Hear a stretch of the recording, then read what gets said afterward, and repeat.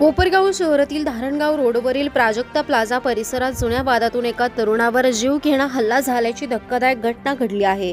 दुचाकीवरून आलेल्या अज्ञात इसमाने धारदार शस्त्राने वार करत तरुणाला गंभीर जखमी केले।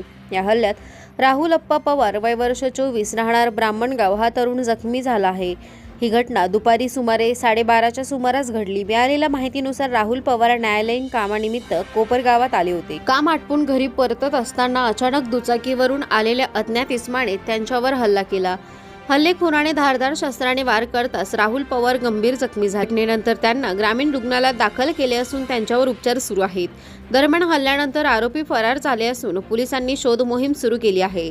जत्रेदरम्यान झालेल्या मागील भांडणातून हा हल्ला झाल्याची प्राथमिक माहिती समोर येत आहे। या घटनेमुळे परिसरात काही काळ तणावाचे वातावरण निर्माण झाले होते। या प्रकरणाचा पुढील तपास पोलिसांकडून सुरू आहे। मोरे आम्ही तारीख करून चाललो होतो घरी आणि संभाजी पुतळ्याच्या पुढे आडून आम्हाला हाणमार केली।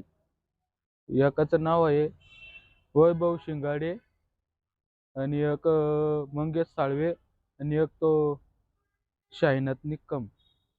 कशामुळे मारलं काय सांगता नाही येणार। आम्ही तारीख बिरीख केली, निघालो होतो घरी, मग ते कॉन्टॅक्ट करायला लागले पोरांना। मग पुढं आम्हाला अडवलं आणि मग आणलं। किती जण होते मारकरी? तिघं होते आणि बाकीचे मागं होते। याच्यामध्ये कोण जखमी झालेले आहे? राहुल अप्पा पवार। घटना कुठे घडली? संभाजी पुतळेस तिकडून काय नेमकी कुठं? धारणगाव रोडला। कुठं कुठं लागले त्या राहुलला?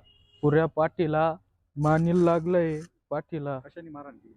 ते यश एवढा चाकू होता त्यांच्याकडे। किती जण होते साधारण ते? हे तिघं होते, पहिले R15 तिघं जण आले आणि स्प्लेंडरवर 2 जण होते, ते निघून गेले पुढं।